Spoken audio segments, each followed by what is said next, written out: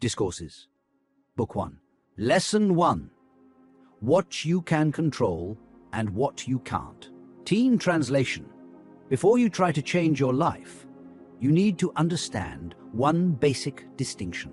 Some things belong to you, and some things do not.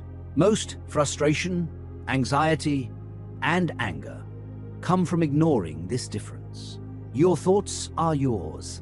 Your opinions, choices, values, and the effort you decide to give all belong to you.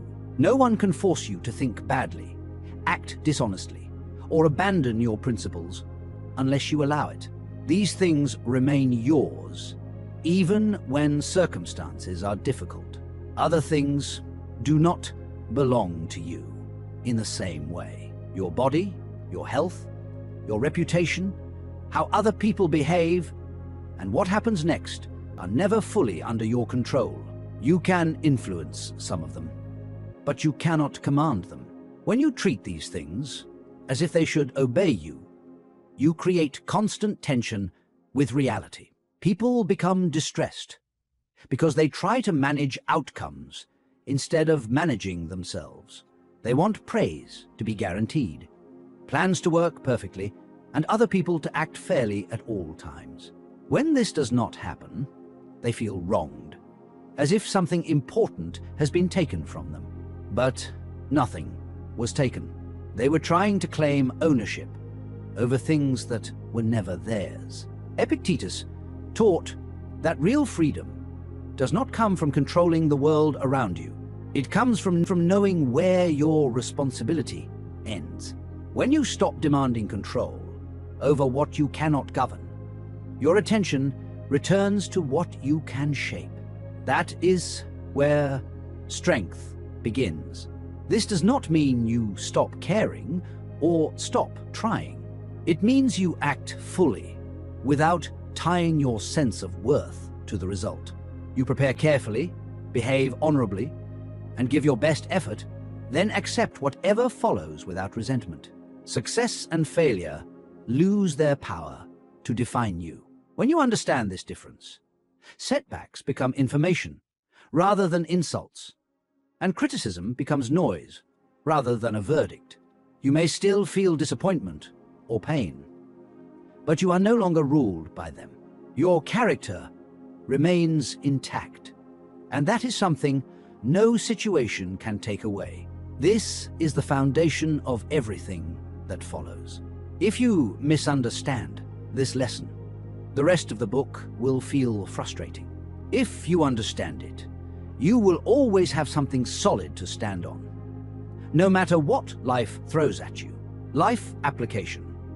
Imagine putting real effort into preparing for an important assessment. You revise properly, practice past questions, and feel ready. On the day, the paper focuses heavily on topics you expected to come up less. The result is disappointing. You cannot control the paper you are given, or the mark that follows, but you can control how you respond.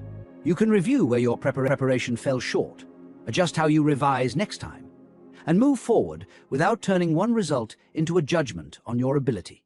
The outcome matters, but the habit you form in response matters more. Lesson 2. How to use what life gives you. Teen translation. Life does not offer everyone the same conditions. Some people are given encouragement early on, while others are met with obstacles. Some are noticed and praised quickly, while others struggle in silence. It is easy to believe that these differences explain why people succeed or fail, but Epictetus rejected that idea completely. What matters is not what you are given, but how you use it. You do not choose your starting point in life.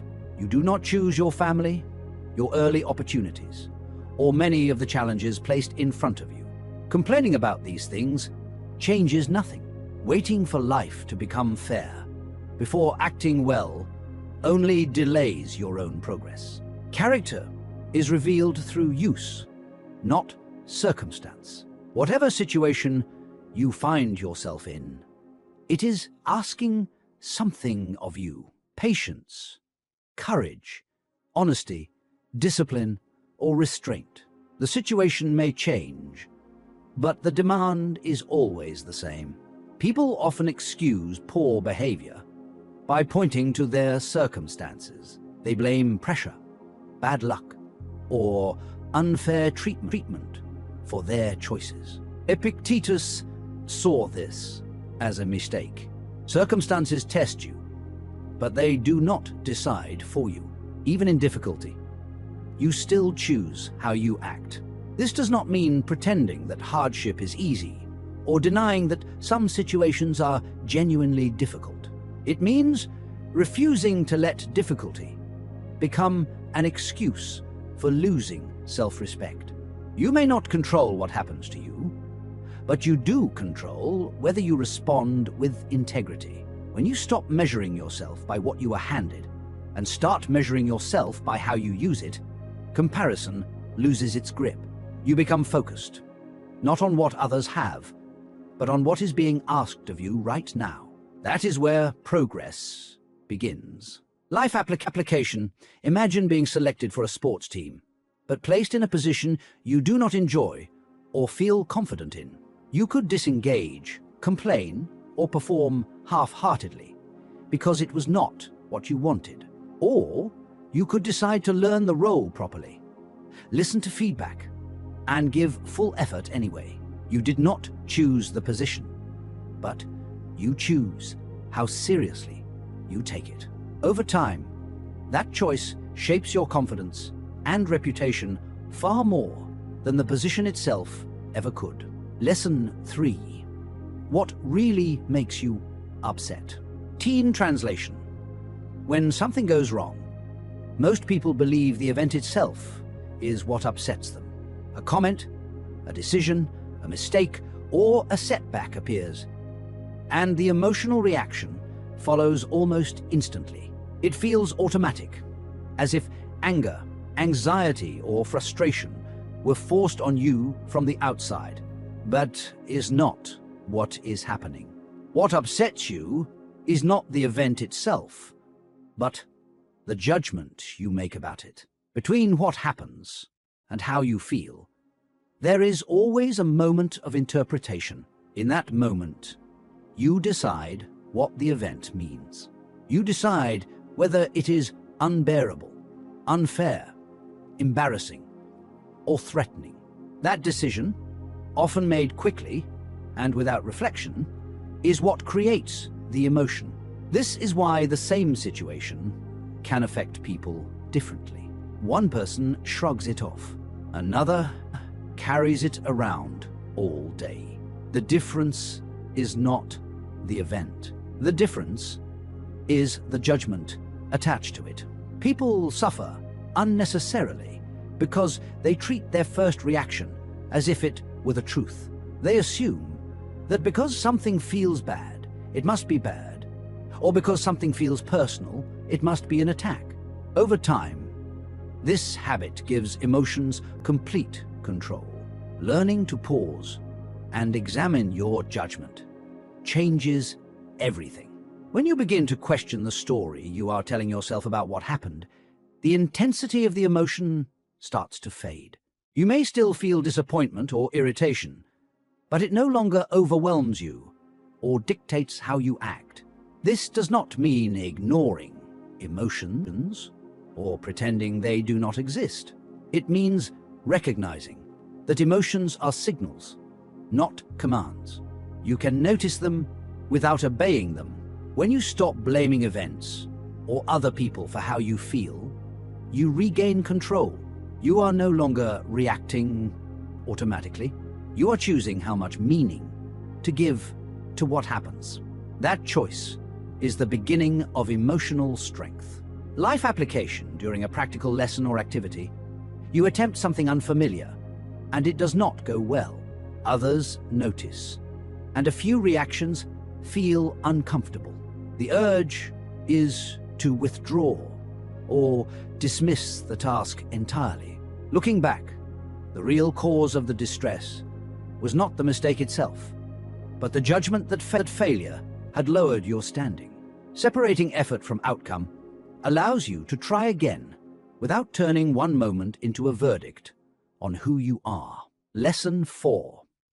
Why trying to please everyone will exhaust you. Teen translation. Approval is a powerful temptation. It feels safer to agree, to fit in, and to avoid standing out. Many people slowly shape their behavior around how they think they are being judged, adjusting themselves depending on who is watching. Over time, this creates a quiet problem. When your actions are guided by approval, control shifts away from you. One person expects one version of you, another demands the opposite, and neither can be satisfied for long. Chasing both leads to tension and confusion. Living this way produces constant hesitation. Decisions are delayed, opinions are softened, and honesty is replaced by caution. Instead of asking whether something is right, the question becomes whether it will be accepted. Energy is spent managing reactions rather than acting deliberately. The deeper cost is less obvious. Character weakens when it is shaped by shifting expectations. Values lose clarity, not because they were wrong, but because they were never defended. In trying to avoid discomfort, people trade steadiness for approval. Accepting a different approach requires courage. Some people will approve of your choices, and some will not. That outcome is not yours to control. What remains within your control is how you act and whether your decisions reflect your values. Once approval is no longer the goal, behavior becomes simpler. Choices are made more calmly. Criticism becomes less personal, and self-respect no longer depends on agreement. Consistency replaces anxiety. That steadiness is far less tiring than constant adjustment. Life application during a group discussion. An opinion is shared that you disagree with, but everyone else seems comfortable going along with it. Speaking up feels awkward, and staying silent feels dishonest. Choosing to state your view calmly, without attacking anyone, may earn mixed reactions. Some may agree, others may not. The moment passes, but the relief of having acted in line with your values lasts longer than the discomfort of being noticed. Lesson 5. Why we blame others instead of ourselves. Teen translation. When something goes wrong, the first reaction for many people is to look outward. Fault is placed on circumstances, on other people, or on bad luck. Blame feels relieving at first, because it removes responsibility from your shoulders. That relief does not last. Blaming others creates a false sense of protection. It allows mistakes to pass without being examined and decisions to remain unquestioned. Nothing improves because nothing is owned. The moment responsibility is pushed away, learning stops. This habit often hides behind convincing explanations. Pressure was too high. Instructions were unclear. Someone else caused the problem. While these statements may contain some truth, they miss the most important point. Even in difficult conditions, you still choose how you act. That choice is always yours. Growth begins when attention turns inward. Instead of asking who caused the problem, a more useful question appears. What part of this response was within my control? That question does not demand self-criticism or guilt. It demands honesty. Avoiding responsibility feels easier, but it quietly weakens character. Each excuse makes the next one more tempting.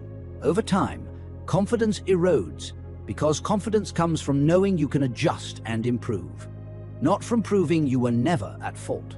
Taking responsibility restores control once you accept ownership of your choices.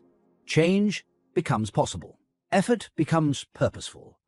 Mistakes become information, and progress stops depending on perfect conditions. Responsibility is not a burden. It is the price of self-respect. Life application. After missing an important deadline, it is tempting to focus on everything that got in the way. Messages came late, plans changed, others were unhelpful. Looking back more carefully, you realize there were moments when earlier action or clearer communication could have prevented the problem. Acknowledging that does not undo the mistake, but it does allow you to adjust how you plan and respond next time. The situation improves, not because others changed, but because you did. Lesson 6. What real strength looks like. Teen translation. Strength is often misunderstood. It is usually associated with dominance, confidence on display, or the ability to overpower others. Loud opinions, quick reactions, and refusal to back down are frequently mistaken for signs of toughness. This view is shallow. Real strength shows itself most clearly when nothing forces it to appear. It is present in restraint, in patience, and in the ability to remain steady when emotions push for immediate reaction. Anyone can lash out when provoked. It takes far more control to pause and respond deliberately. Being strong does not mean avoiding difficulty or discomfort. It means facing them without losing judgment. When frustration arises, strength is choosing not to act on impulse. When criticism appears, strength is resisting the urge to defend your image at all costs. In moments of pressure, it is remaining focused on what you can control rather than demanding that circumstances change. Many people weaken themselves by chasing the appearance of strength. They argue to win, react to be noticed, and refuse to admit uncertainty. These habits feel powerful in the moment, but they leave you exposed.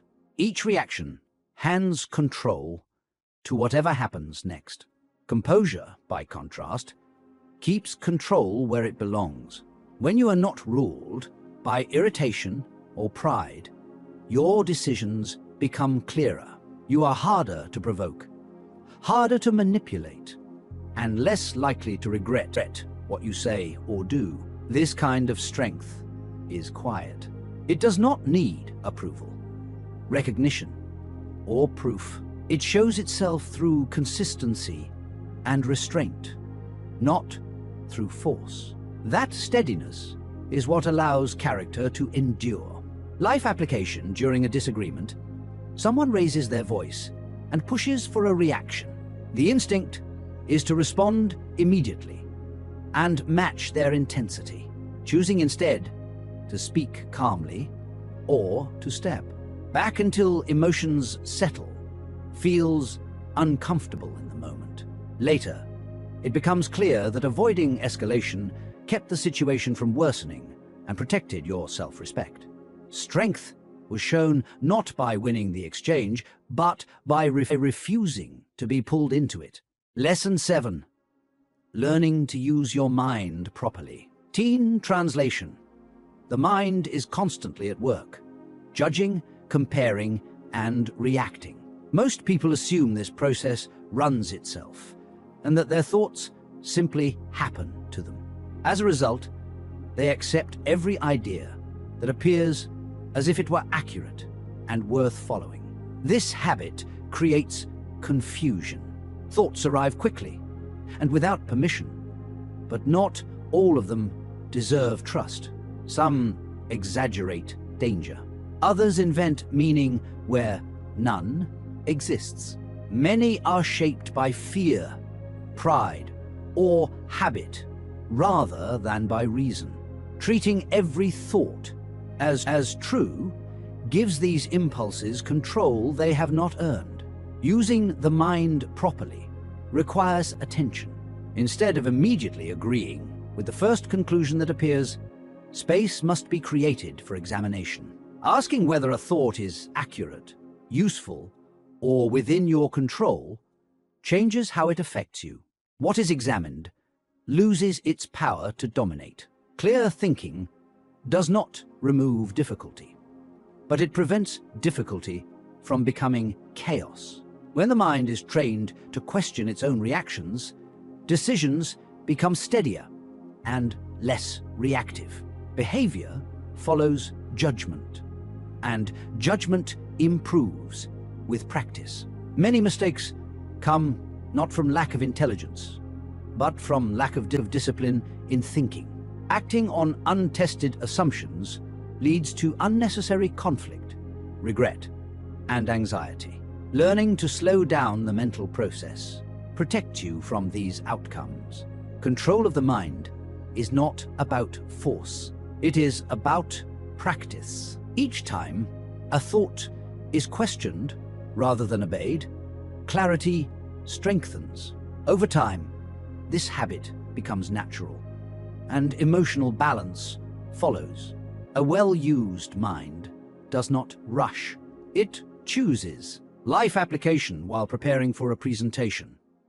A thought appears that you will embarrass yourself or forget what to say. The idea feels convincing and unsettling. Instead of accepting it, you pause and examine it.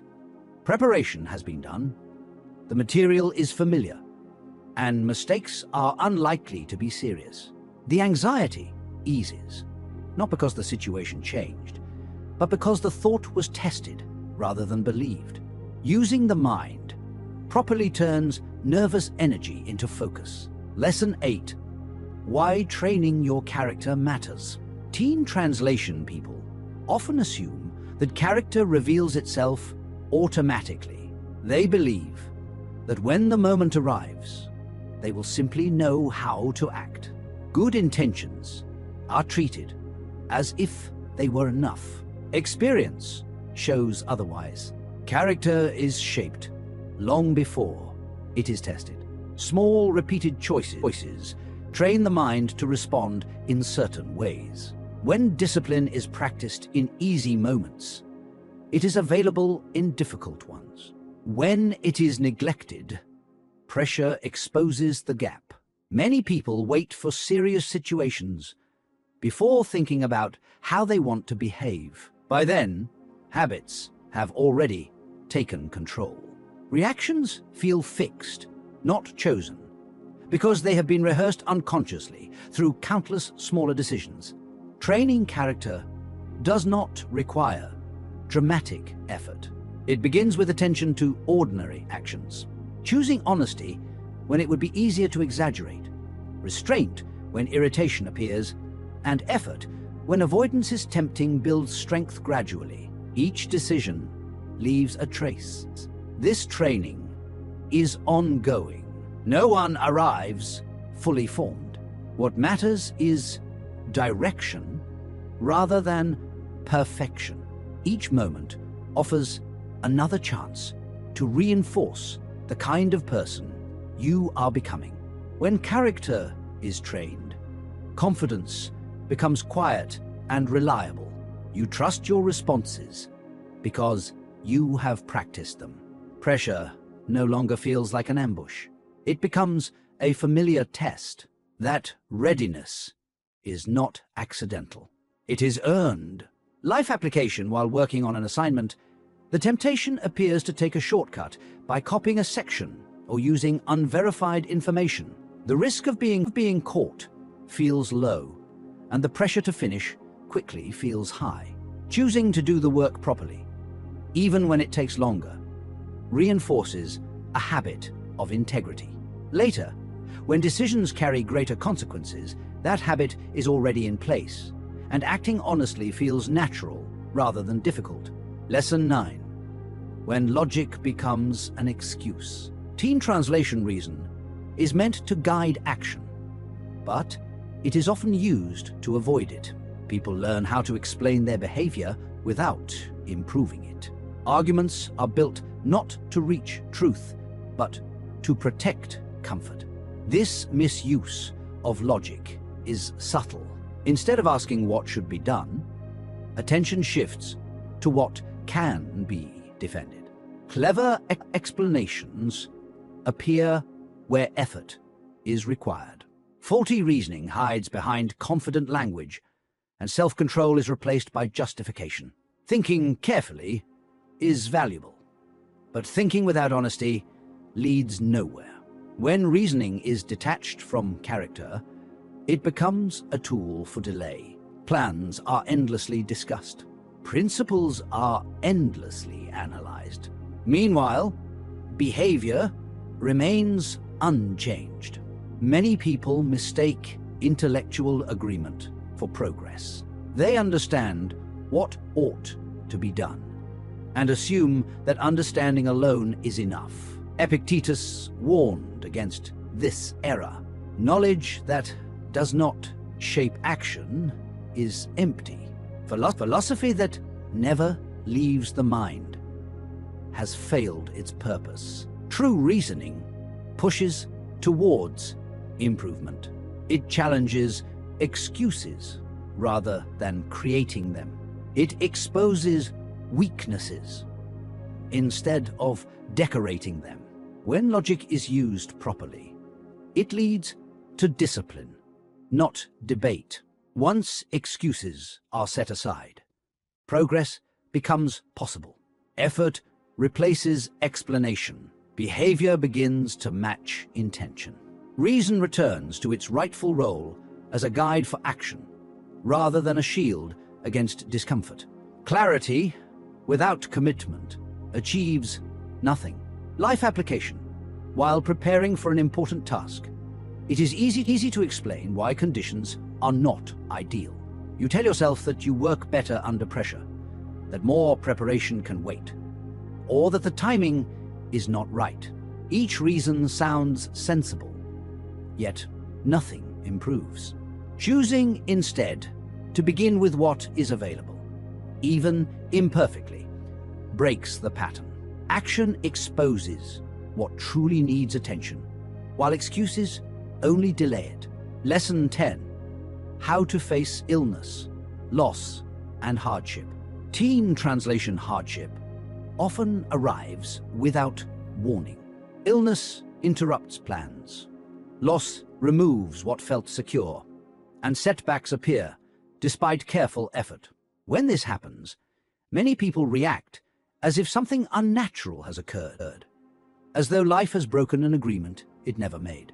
This reaction deepens suffering. Difficulty is not an exception to life. It is part of it. Bodies become unwell, plans collapse, opportunities disappear, and people disappoint one another. Resisting this truth does not prevent hardship. It only adds frustration to pain. Facing difficulty begins with clarity. You cannot always choose what happens, but you can choose how you respond to it. When hardship appears, attention should return to what remains within your control. Judgment, behavior, and effort are still yours, even when circumstances are not. Many people exhaust themselves by asking why something happened, or by imagining how unfair it is. These questions lead nowhere.